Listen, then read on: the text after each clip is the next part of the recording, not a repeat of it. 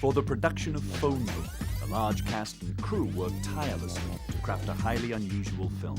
Unlike most Hollywood features, which can take up to 6 months to complete, Phone Booth was shot in only 10 days. Veteran director Joel Schumacher, who's been making movies for almost 30 years, has never experienced anything like Phone Booth. The story of Phone Booth is literally a phone rings and a voice says, "If you hang up, I will kill you." And for the next 80 minutes, Colin Farrell is held captive in this booth. By a sniper who's got a telescopic rifle pointed at him and won't let him hang up the phone. The caller believes that he has the right to decide who has personal integrity on the planet.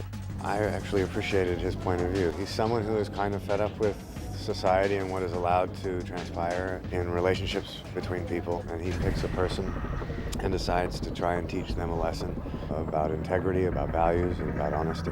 And he just does it in a rather unorthodox, aggressive way. Stu Shepard is a wise ass. You know, he's a real scam artist. He's a young man who's placed far too much importance on the unimportant things in life. He's a publicist, very full of himself, he's very cocky, he's quite smart, but he's kind of just deals in lies and untruths every day. He's full of shit. He's one of the bad ones. Well, you better be nice to me while I'm still on the way up and taking your calls.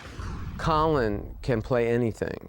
He can do comedy, he can do tragedy, he can be the bad guy, he can be the good guy. It's a tour de force for Colin Farrell. I mean, he's on almost every second of the movie and did a phenomenal job, and we're very proud of him. Even though it's about Colin's journey in the phone booth, it's an ensemble piece in the sense that this involves many other people. Of course, Kiefer, most importantly, who is the person holding him hostage. Radha Mitchell plays Colin's wife. She's a very beautiful, talented actress from Australia. Forrest Whitaker is one of my favorite actors. I was so thrilled that he said yes. Richard T. Jones plays his right arm in this, another great actor. And Katie Holmes. I think almost everybody in the world probably knows who Katie Holmes is at this point. The exotic dancers from across the street, Leon the bouncer, the pizza man. There's a cast of characters in this movie beside the caller and Colin.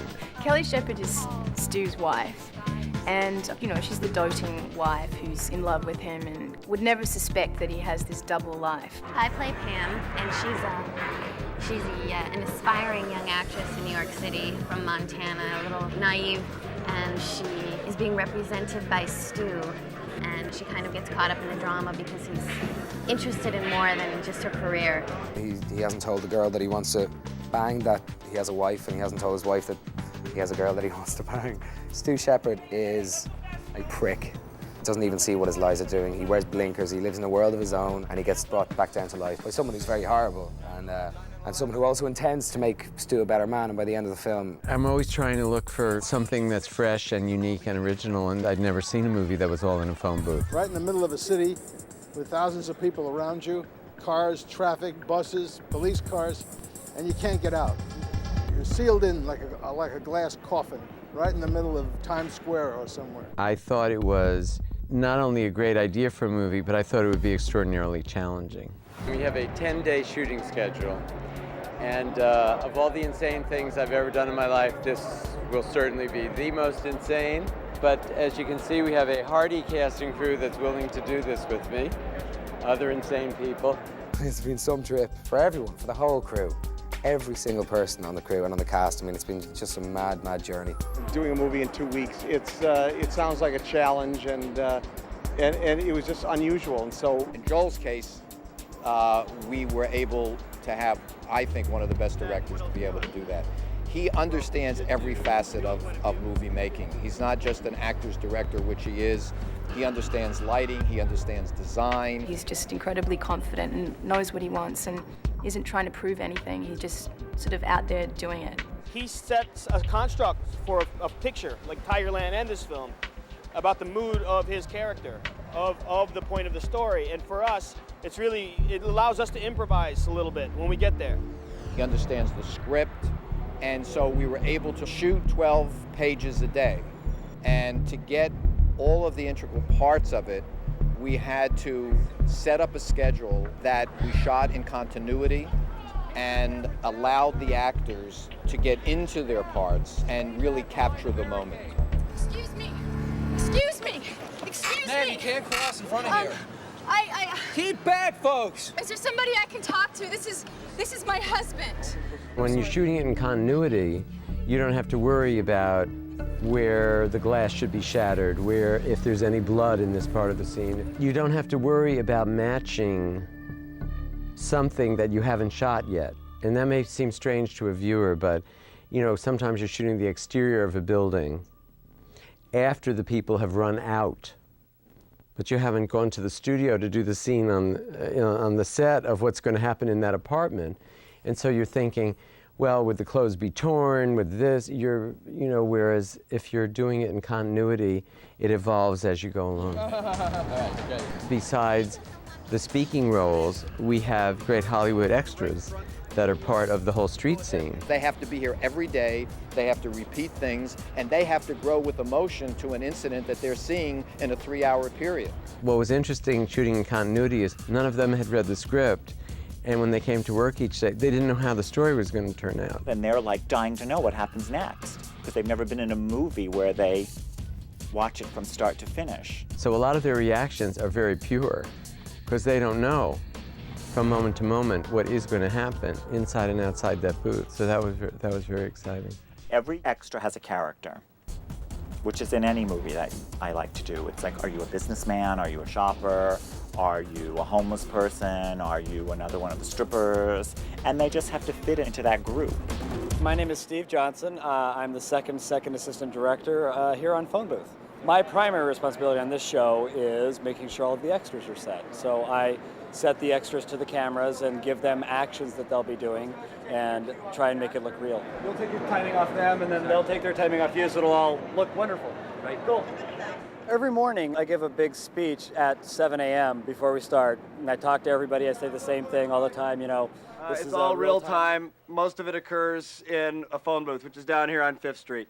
You'll see that when you get to set. So as usual, we're starting off today where we left off yesterday. Shooting in sequence makes it a lot easier because you can just tell people from the night before, just go where you were last night. And that's where you'll start from today. Count to 5, and then walk down, and then I want you to cross the street like you did before. Okay. Do it like this. We're on 5th Street in Los Angeles, which is supposed to be 53rd Street in New York. And we were on 6th Street only yesterday, but then the diamond merchants who work there didn't want us. The ripple effect of us being here was quite extensive. And we were asked to very quickly move to this street. After having completely prepped the next street over. Which in the end was another happy accident because we were able to do a lot more with this street. And it was just a mad dash. We had 4 days to prep the movie. So my art director and I basically slept 6 hours apiece over the course of 4 days.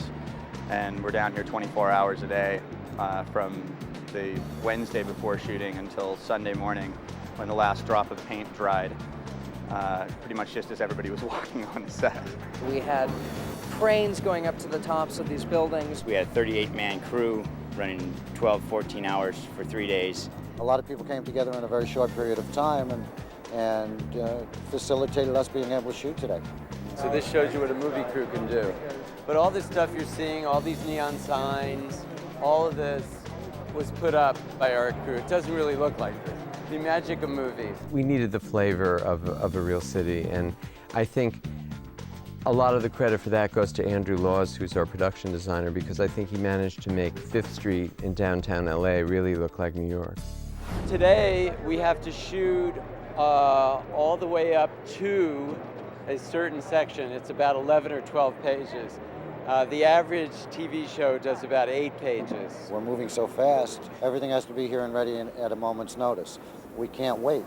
If we wait for 15 minutes every hour for a setup, after 10 hours, that's a day's worth of shooting. While it's only a 10-day shoot, it's still a 120-page script. The other thing is, at 4 o'clock, we're out of light because it's winter time. So what we have to do is use the light we get and then create the darkness underneath that simulates that soft top light that you see in Europe and in New York and cities much older with higher buildings and bigger skylines.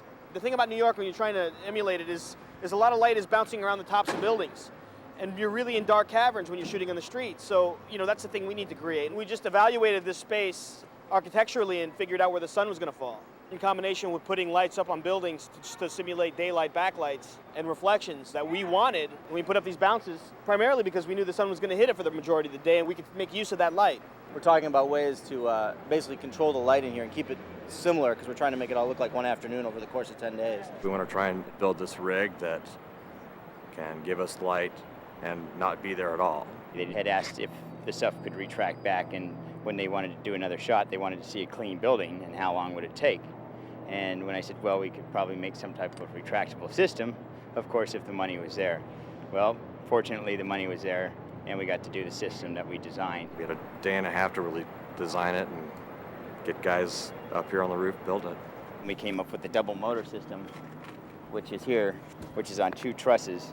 So when it comes down in its one position, you have a white side, then raise one truss, drop the other truss, and change the color so he has a black to that side. The white side was to provide light.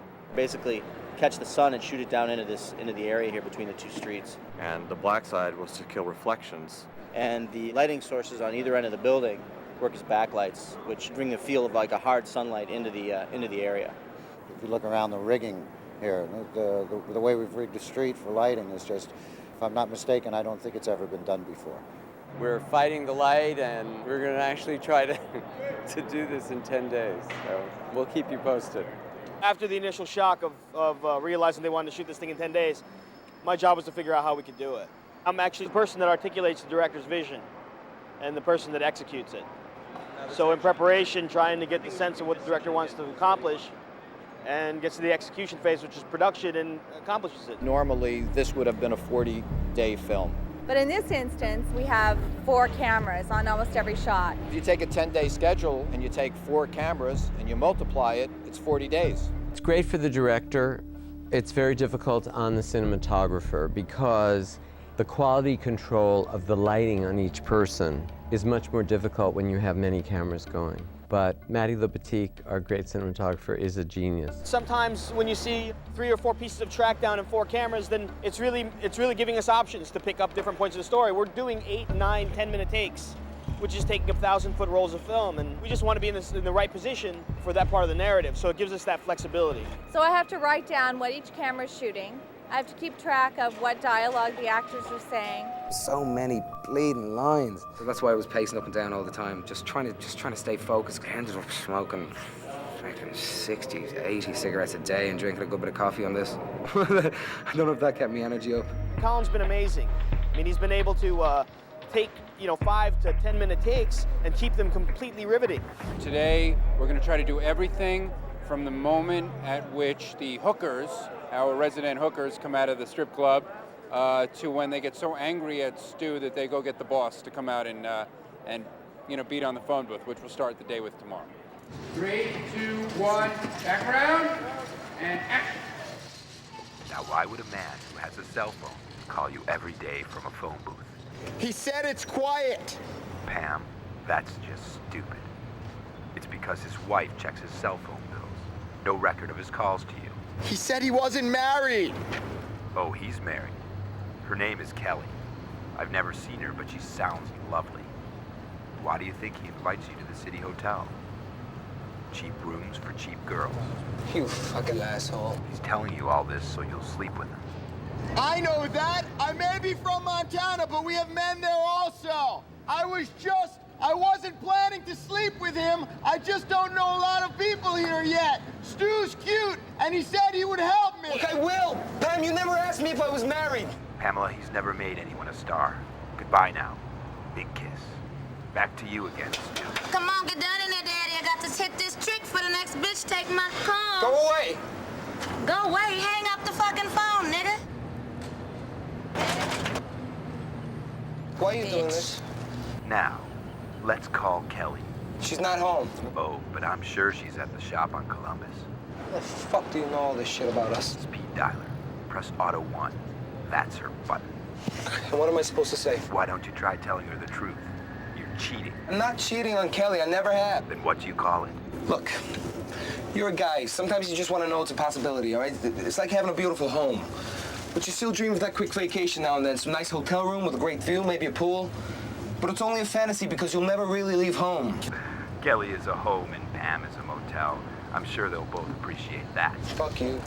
Man, why you taking up the whole fucking booth? This here's about business. Look, this is not the only phone in New York. It's the only one that work on 8th Avenue. Bullshit. Go in a restaurant or someplace, but get lost. This is my phone. God damn it, man. You done made me hurt my dick hand. Oh, I'm sure you're just as good with the other hand, all right? Go away. I'll be back, motherfucker. Don't think I ain't. You better be gone. I was worried for you there, Stu. I thought she was going to put an eye out with that hand. I'm the still photographer on the show. My job basically is to get the shots that will publicize the film perfectly. I shoot as much as I possibly can, about 15 to 20 rolls a day. I just shoot everything that moves. Then I turn around and I shoot everything else. And sooner or later I will get every shot that they will ever need, and then I'll get another job. So here we are on day 3. This is the day that we're going to attempt to have Leon try to throw Stu out of the booth. Stu will, of course, refuse, and then Leon will die. So we have to break the glass of the phone booth. Then we have to have Leon pull him through the phone booth. So 2 sort of semi-stunts.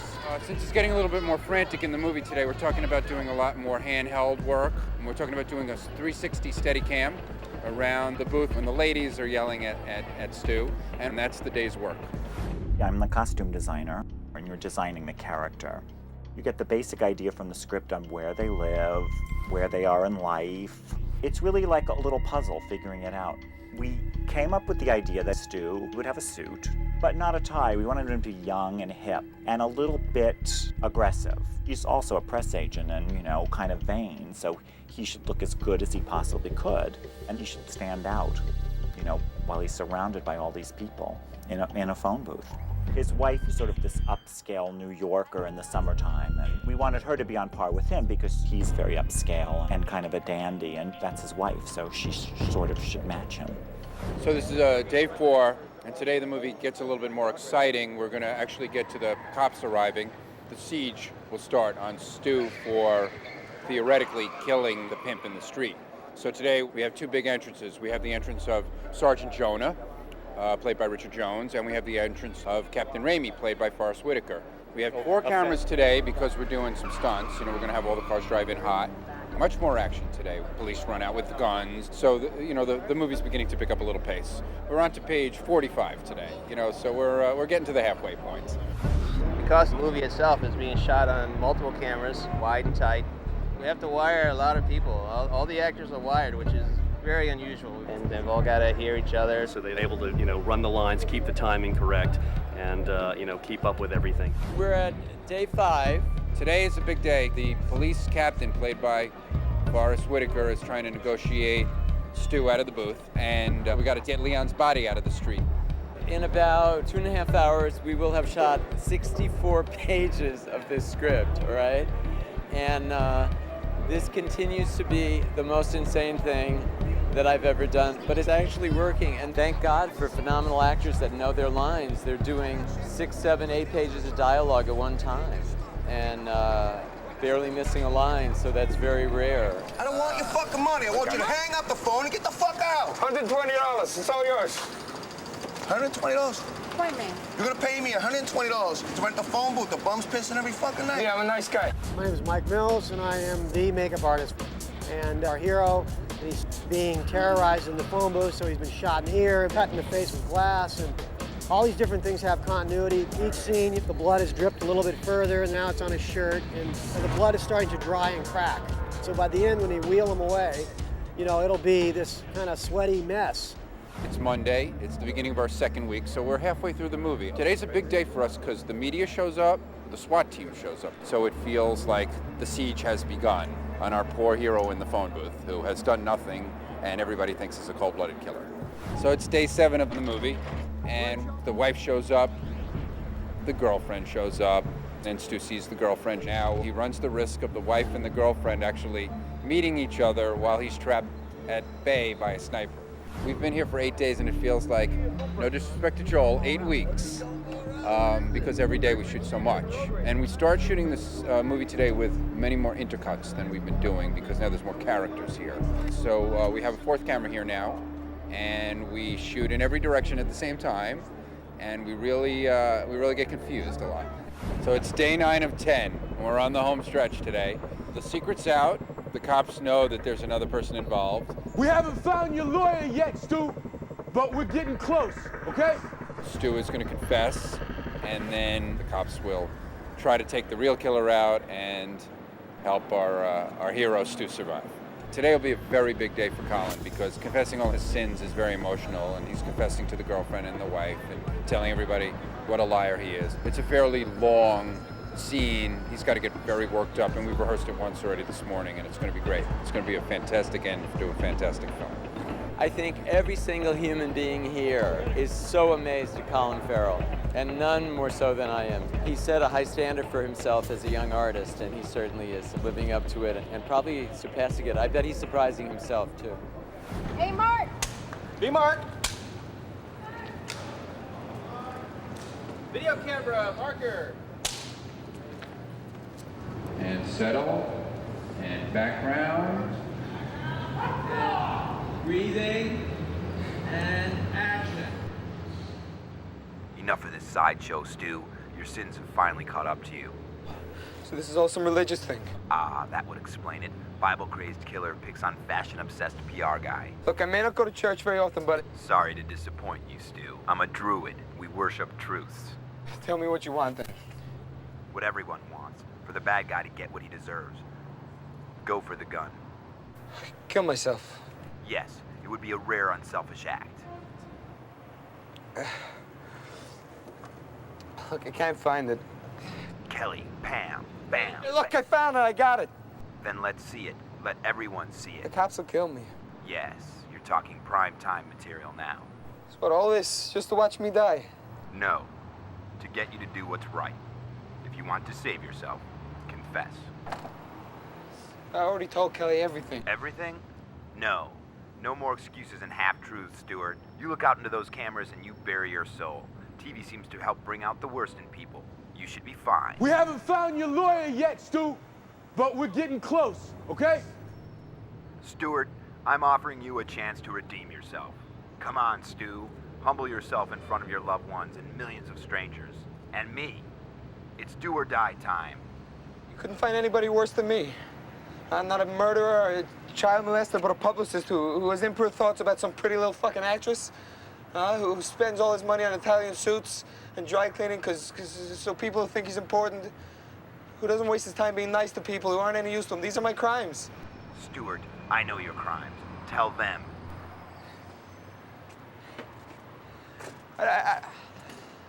I've never done anything for anybody who couldn't do something for me.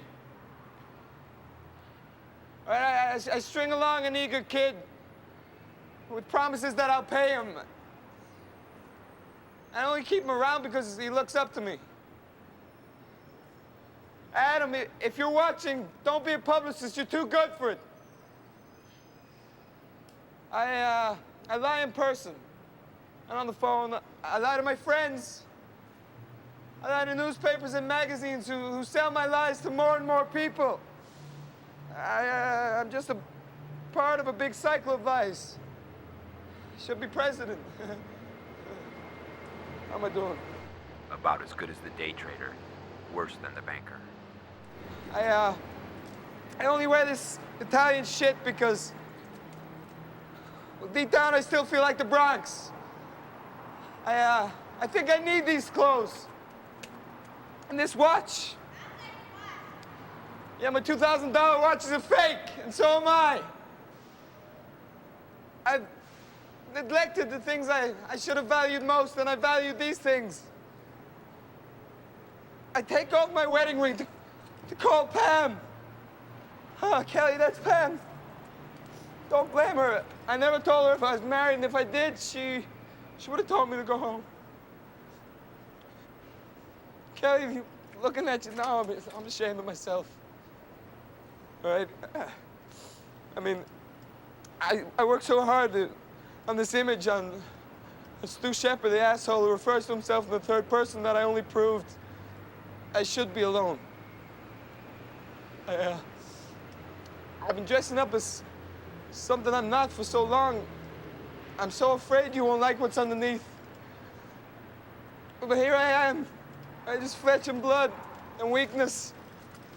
And, I love you so fucking much. I take off this ring because it only reminds me of how I failed you. And I don't want to give you up. I want to make things better, but it may not be my choice anymore. You deserve better. You were never gonna let me go. No. You were never gonna let me go. I know a thing about lies and liars. Then why the confession? I didn't do it for you. Dude, that lawyer's coming down now. At least you'll die with a clean conscience. No, you're the one that's gonna die. Listen, right now they're coming up. Can you hear them? They're coming up. They're right outside your fucking door and coming up those stairs to get you. You know why? Because I sent them. Oh, Stuart, you can't help lying, can you? No, you're the one that's gonna die. Look around you. Look at that fucking room. It's getting smaller every second, isn't it? Huh? Until it's not much bigger than this goddamn booth. No, Stuart, there's nobody out there. There is somebody out there. They're coming up the fucking stairs. They're right outside your door. They're right outside your door, and they're gonna fucking punch you out of your fucking misery. You've only got seconds left. What are you gonna do? You're gonna run? You're gonna talk? You're gonna run? What? If this is true, Stuart, then I have to take someone with me, don't I? And since Kelly is the most important thing to you in your life, I'll take her. This is about me. Take me. Take me. Come on, take me. You wanna kill me? Take me.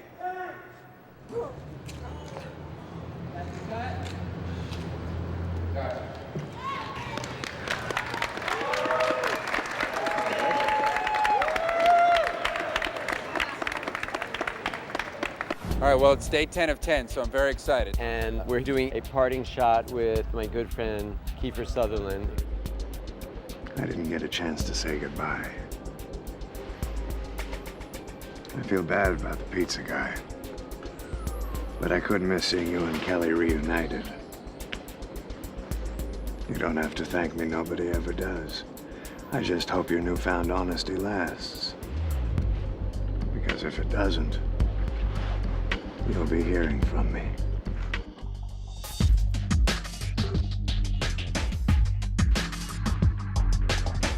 Day movie, 120 pages. I consider that a victory. I can't say enough about how great this crew is and the cast because they're really making it happen. It's easy for me to say action and cut. They're really making it happen. I don't think it could have been done if you didn't have the elements of people working together and working as a team. We made a film on an independent budget and schedule, but we've been able to do things here that are unheard of. From Joel to the extras, I think I'm embracing the challenge, and everybody's done an amazing job. it became a very little big movie, and I'm proud of that. I really am proud of it.